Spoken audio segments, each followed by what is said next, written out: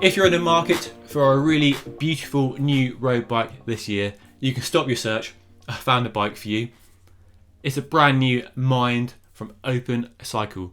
Now this is the most unexpected new road bike launch this year. I didn't see it coming at all. And that is because Open, as you might well know, is best known for gravel bikes. Before we dive into details of this new frame set, a tiny bit of history just to give you context where the brand and the bike fits in the whole road bike space generally. So Open Cycle founded in 2012 and was coming together of two industry experts.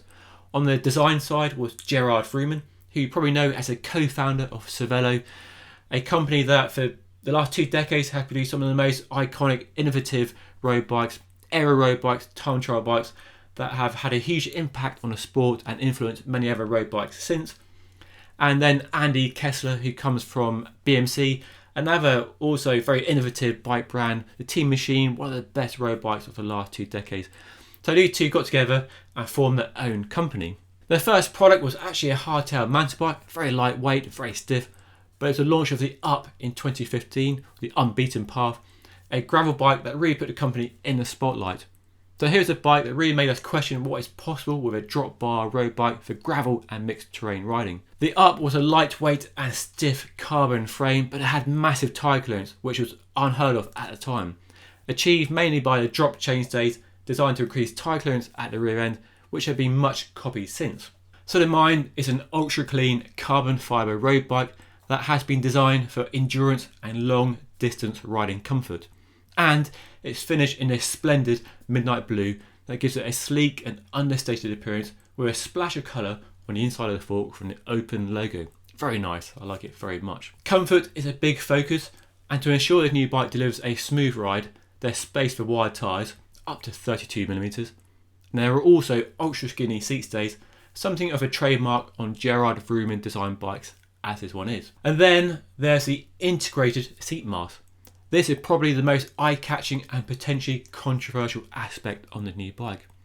With it, Open has used a tiny 25mm seat tube diameter, and that, along with a continuous design from the bottom bracket to the saddle, has allowed them to increase the amount of deflection at the saddle for extra comfort. Now, a few companies use integrated seat masts, so nothing new. The biggest is Giant on its TCR Advance, of course, and there are sound engineering reasons behind them. Removing the seat clamp junction and having a smooth flow of carbon lets you tune the frame better for comfort. But there are downsides. Packing your bike if you're going travelling is a problem, and there's also the resale value, finding somebody to fit your bike that you cut down to your size. Resale value is something that Open has taken into account and developed its own top clamp with 2 versions, one offering up to 15mm of height adjustment and another up to 35mm. So that should cover a wide range of fit requirements.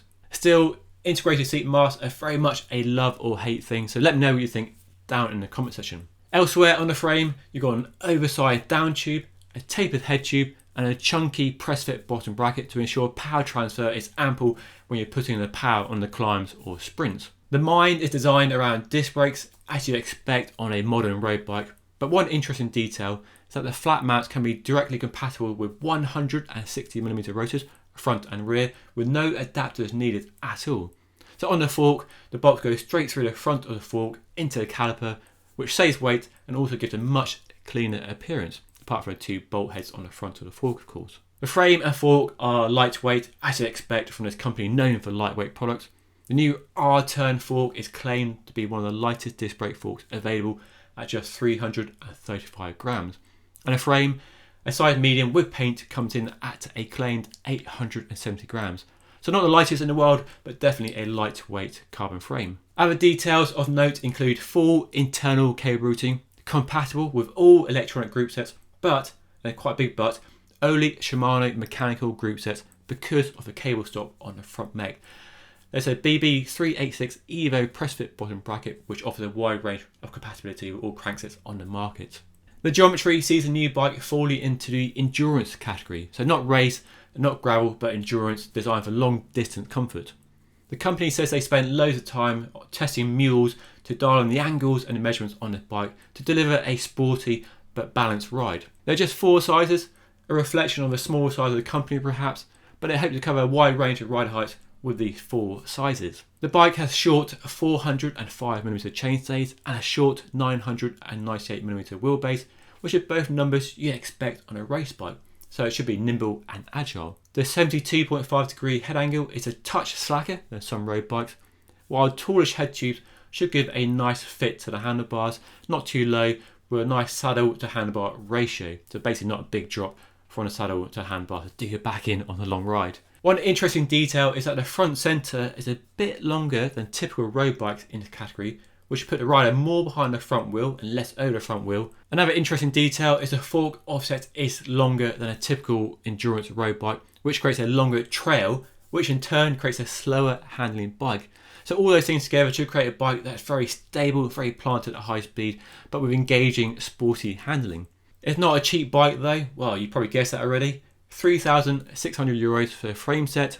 A lot of money, but to put it in perspective, a Specialized S-Works tarmac frame will set you back €3,850. So fairly comparable with other high-end brands in this sector. Now, it goes without saying, I haven't ridden the bike yet. I've not even seen it in the flesh. I'm in my office reading a press release and just giving you the details and my opinion on this bike based on what I know about it. The lockdown has caused quite a few bike launches to be either postponed or cancelled, so hopefully I'll get a chance to ride a bike later in the year. It's not launched officially until July, so a little bit of a wait anyway if you are interested in a bike. I know it won't appeal to everyone, but I like what we've done here. Gerard Vrooman is one of the leading bike designers and has given us some of the most innovative and interesting bikes over the years. So I always pay attention to whatever he's producing and whatever new bikes he's launching. I don't expect this one to send ripples through the industry like some of the other designs he's been responsible for, but it's still a lovely thing, and if you like a nice, clean, minimalist road bike, then you'll definitely like this bike. But what do you think? Let me know in the comment section down below. That's it, just a quick first look at a brand new road bike. Hopefully a more in-depth look coming later this year, so make sure you subscribe to my channel by clicking that red button down below so you don't miss it. But that's all for now. Thank you so much for watching. Make sure you hit that like button and subscribe button down below. Stay safe, keep pedaling, and I'll see you all again soon.